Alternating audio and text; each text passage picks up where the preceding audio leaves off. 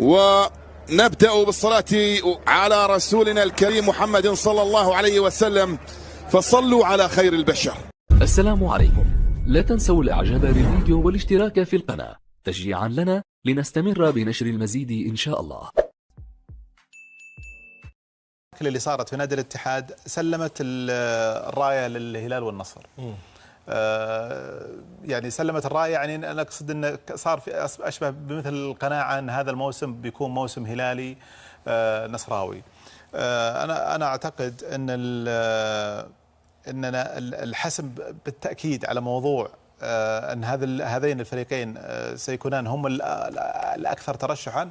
أعتقد يمكن يكون على بداية الجولة 18. يعني إذا انتهت الجولة 17 أنا أتصور، يعني أقصد انتهى الدور الأول، هنا تتضح الصورة بشكل أكيد. ليش؟ لأن محتمل ما حدث للاتحاد يحدث لأي واحد من الفريقين اللي في المقدمة الآن. وحنا قلنا أن الإشكالية اللي صارت اللي عانى منها نادي الاتحاد لم تكن مشكلة فنية. أنا أتصور أنها لم تكن مشكلة فنية. نعم.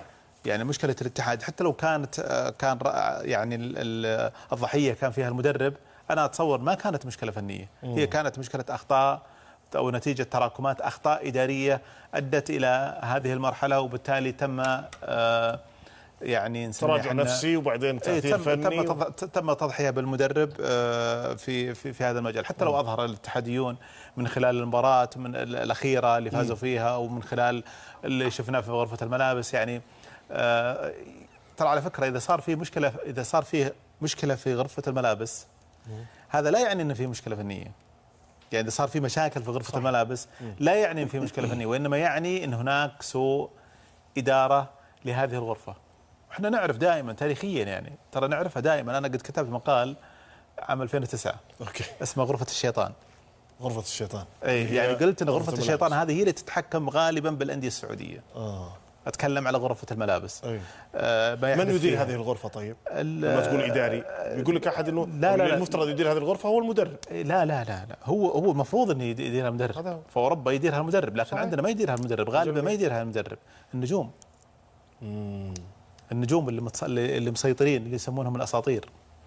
هذول هم اللي كانوا يديرون الأندية في سنوات مضت. ولذلك أنا يعني ما أبغى أرجع ليش أنا كتبت غرفة الشيطان في ذيك الفترة، لكن هي فعلا كانت غرفة الشيطان، ولا زالت في بعض الأندية الشيطان حاضر في هذه الغرفة. في هذه الغرفة.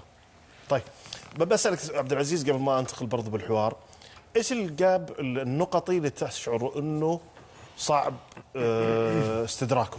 يعني لما أقول لك 7 نقاط الفارق، ولا لما وإحنا في الجولة 13 لما يكون الفارق 10 ولا 5 ولا 4؟ انت اذا جيت بتناظر الجاب اللي قاعد يصير، ما راح تناظره بين الثاني والثالث، بتناظر بين الاول. اي انا ابغى اوصل كذا. وش اللي يكون صعب؟ يعني اذكر الله يذكره بالخير حمد دبيخي معنا كان يقول اذا ما جمعوا 14 نقطه في الدور الاول تراهم هابطين الدور الثاني. لا انا دائما اقول، يعني تعرف الحين زاد عدد الفرق. اول كنت دائما اقول اللي يصل 32 نقطه ما يهبط. كنت في ذيك الفتره. لا مو هبوط، انا اقيسها اليوم بس على الفوارق. نقطه. لا صعبة. شوف انا بالنسبه لي الهلال والنصر ذاهبين إلى المنافسة الشرسة جدا، لكن أخشى عليهم ما حدث للاتحاد. يعني أخشى على أحدهم أن يحصل عليه أو أن يحدث له ما حدث لنادي الاتحاد، وبالتالي يكون تساقط. لأن في بعض الفرق إذا أصابها التعب والإرهاق أو صارت عندها مشكلة تنكشف، وبالتالي يكون هناك الكثير من التفريط والإهدار للنقاط. طب بس برضه ما أعطيتني كم، 7 ولا 4 نقاط ولا 5؟ وش هذه؟ تشوفها صعبة؟ إذا صار فارق بين مثلا، يعني الحين عندي الهلال 35، النصر 31، الأهلي 26، التعاون 25، الاتحاد 24.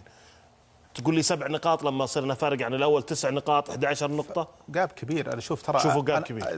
تدري ليش الجاب كبير؟ لأن أقرب فريق للاتحاد الأهلي. والأهلي أنا أبصم إنه ما راح ياخذ الدوري. تبصم؟ نعم ما يقدر. صعب ترى. ما نقدر نلعب على انفسنا. احنا نحكي عن شغف، نحكي عن قوة أداء، نحكي عن عبقرية لاعبين في وسط الملعب. هذه ما يملكها. عن بديل. دوري مليان مشاكل، مليان إيقافات، مليان إصابات، مليان ضغط نفسي. الأهلي ما يتحمل هذا الشيء. يعني أنت الحين في النصر تقول ما راح يحقق، في الأهلي تبصم. ما فيها كلام. طيب اوكي نمشي معك. الاتحاد انت برضه الحين مستبعده. لا الاتحاد يختلف وضعه، ممكن يرجع. الاتحاد شوف الاتحاد عنده جينات يعني البطل. الاتحاد روح لعيبه القتاليه موجوده، والجماهير يدعمون الفريق في وسط الملعب. طيب. وبالتالي يعني ما في ذاك الحالات. انا اتصور ترى على فكره السوق الشتوي بالنسبه للاتحاد المفترض انه يكون يغير مسار الفريق الحالي، يغير الوضع الحالي، وانا صدقني انا اعتقد بيكون في انكسارات يعني في الفرق المقدمه مستقبلا. والله شوف انا لو بسرعه لان بس ابغى انقل الحوار.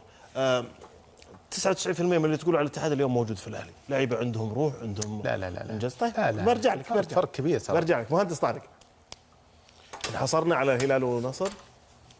شوف اول شيء انت مختار الموضوع حقيقه اليوم ايه وعندك يعني هدف فيه اكيد يعني حقيقه مختار الضيوف، لكن عندي احداث قاعده تصير. اي لا يعني خليني اقول لك حاجه معينه. شوف إيه؟ اليوم انا اتكلم عن نوعيه النقاد، اما ناقد متحيز نعم او محايد او منصف. طيب اليوم احنا لازم ما نكون يعني متحيزين ولا نكون محايدين، وللاسف انه الغالبيه يعتقد ان الحياد هي ايش؟ هي الطرح الاعلامي المتزن. هذا غير صحيح. اليوم يجب ان تكون منصف وتقرا كما يجب.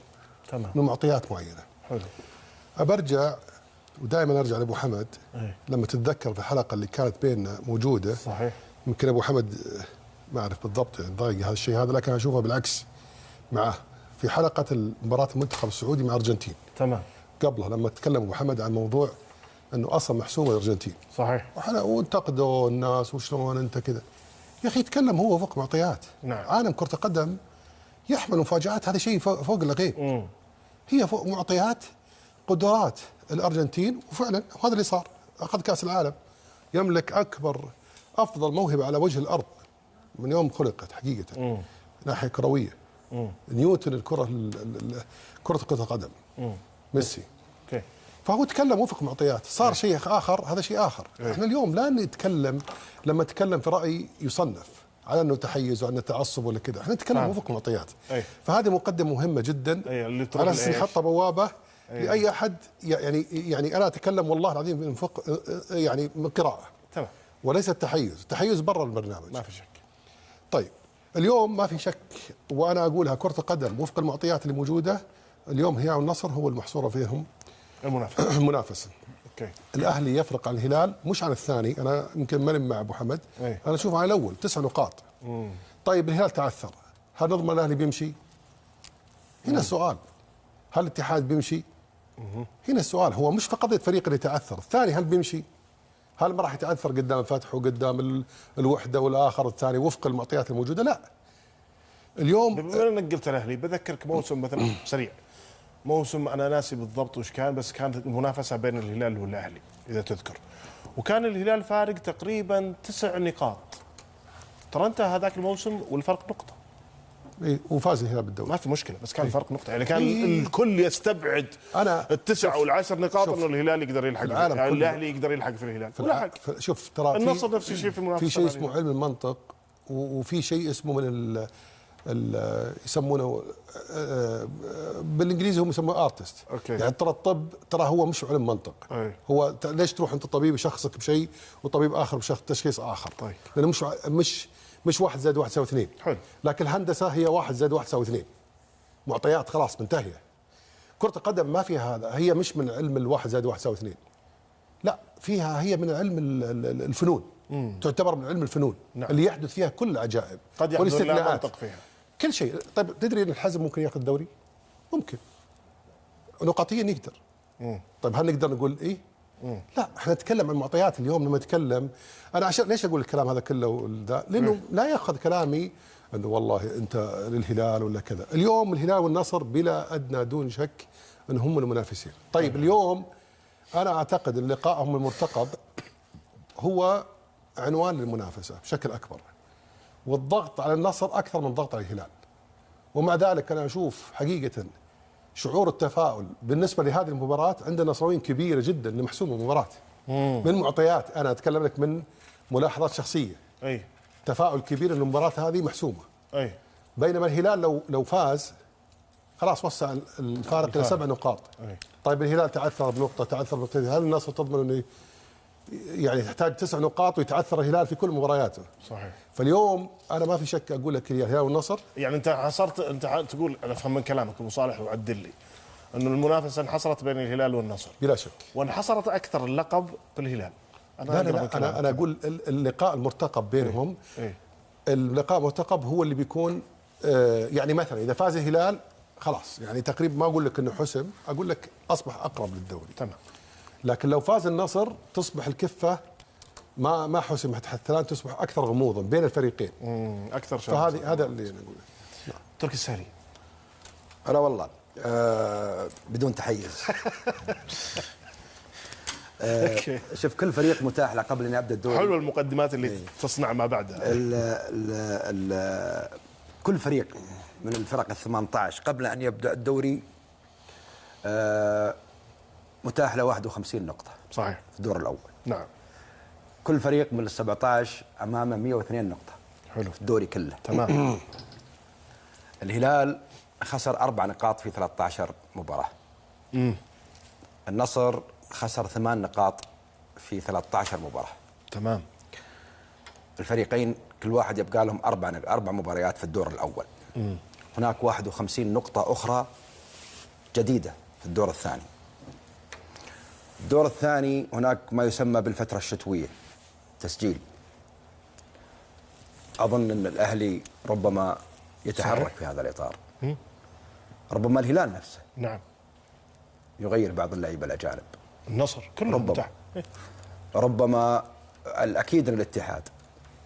وانا وجهه نظري انه السعوديه عندما دخلت، او دوري روشن او رابطه دوري المحترفين السعودي عندما دخلت السوق الاوروبي والعالمي في الصيف، اجزم انها ستدخل في الشتاء.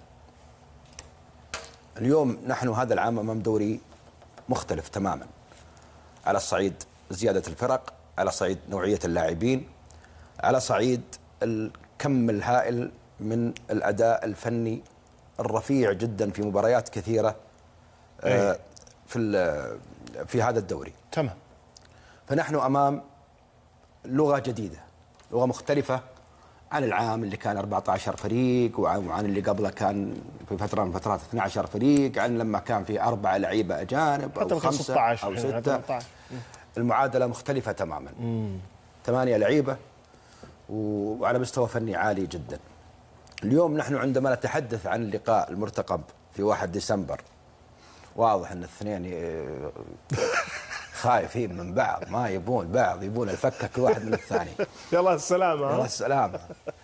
لا انا اقول لهم لا يرقلون، يعني حيشاهدون مباراه جميله، حيشاهدون لاعبين على اعلى مستوى. صحيح. شاهدون رونالدو وتافيو متروفيتش، نيفيز، بونو، ناس كنا نشوفهم ترى في مونديال قطر الاخير. طبعا. فاللغه مختلفه، الذائقه مختلفه.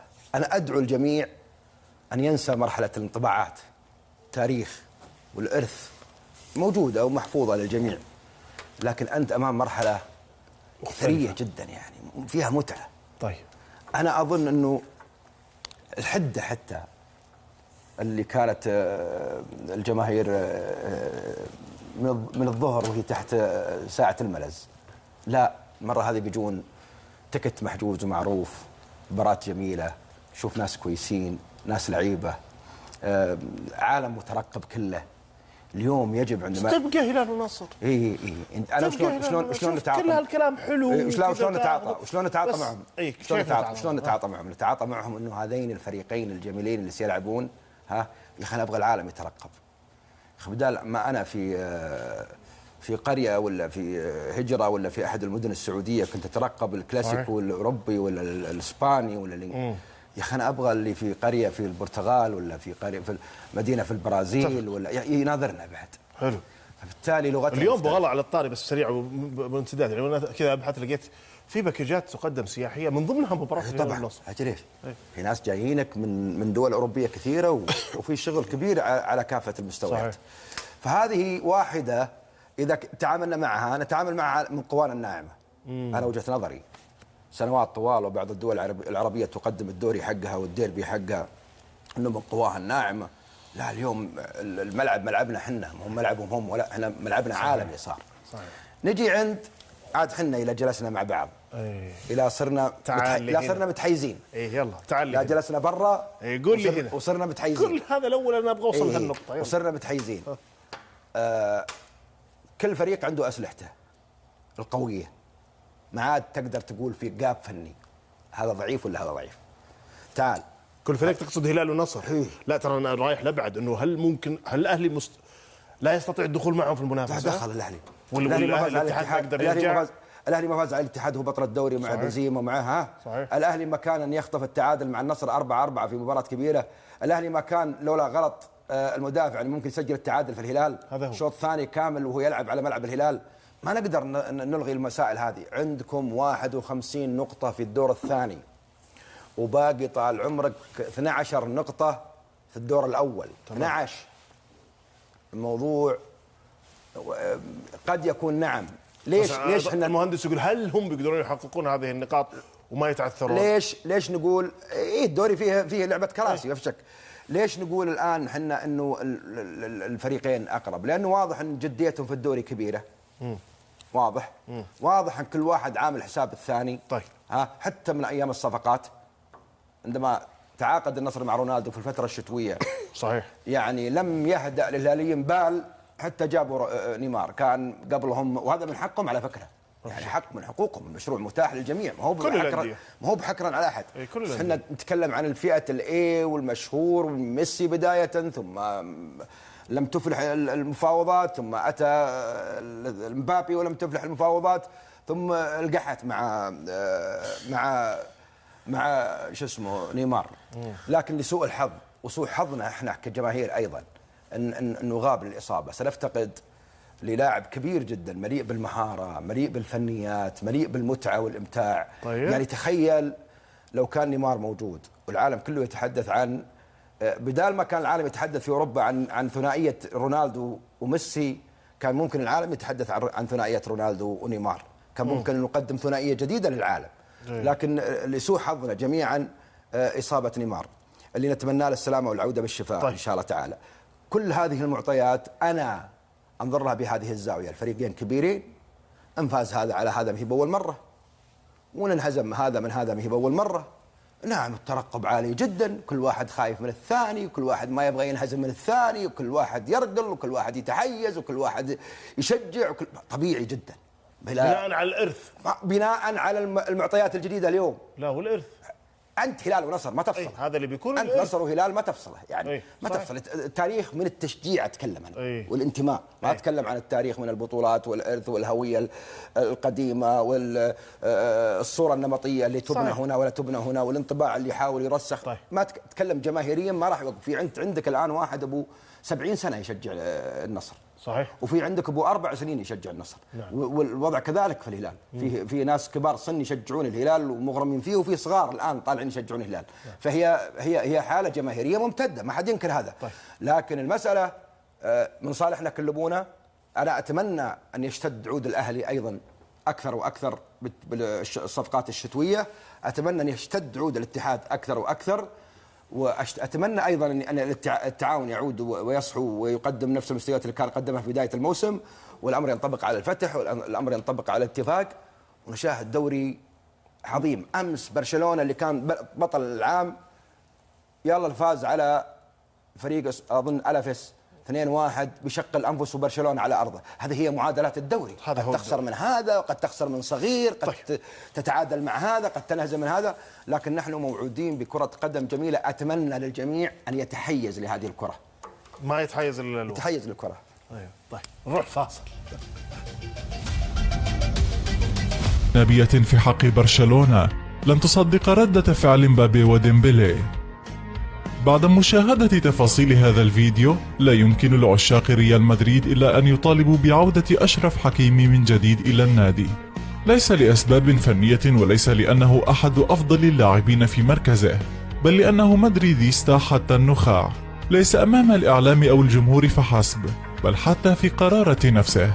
لم ينسى أشرف حكيمي التنشئة التي تشربها في أكاديمية الكاستيا ولا المرحلة الكبيرة التي أمضاها في مدريد، حتى وإن كانت فترته مع الفريق الأول محدودة ولم تكلل بالاستمرارية.